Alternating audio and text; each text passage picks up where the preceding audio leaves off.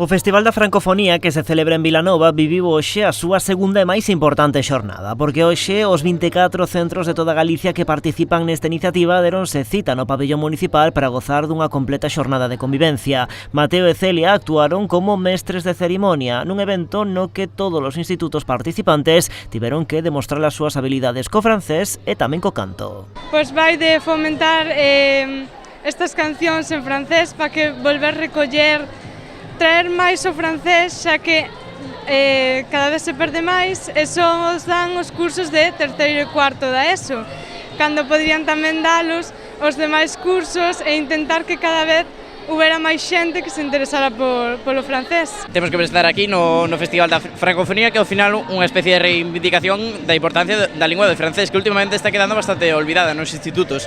Cada vez hai menos xente con os nosos profesores, cada vez hai menos xente que se apunta e toman ao final un pouco a asignatura como unha tontería, pero hai que tomalo con a seriedade. Ao final unha lingua como outra calquera é moi importante hoxe en día aprender idiomas. Na cita tamén participaron este ano 3 centros de Vilanova, o IES a Basella, o IES Faro das Lúas e o Colexio de Tremoedo. A rapazada vilanovesa explícanos que este é un gran evento polo que pasa en riba do escenario, pero sobre todo pola convivencia que se crea entre os distintos grupos. Nós somos daqui de Vilanova e a experiencia foi moi boa, xa temos vido outros anos, a canción preparámola na clase, uns meses antes, traémola e cantámola aquí. Sí, está moi guai, sobre todo cando quedas a dormir e así, pois estás ca xente que está por aquí e sempre falas con ela, fas moitos amigos. Pois bueno, pouca xente dormeu, estamos un pouco cansosos que dormimos aquí, xa que somos rapaces, estaban a berrar e esas cousas. Pásamelo moi ben e unha experiencia para recordar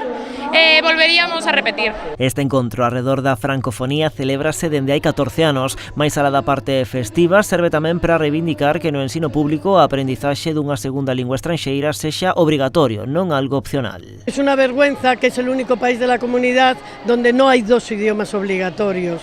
Entonces debe de ser que como nuestros políticos no hablan idiomas, pues no quieren que estas generaciones lo hablen.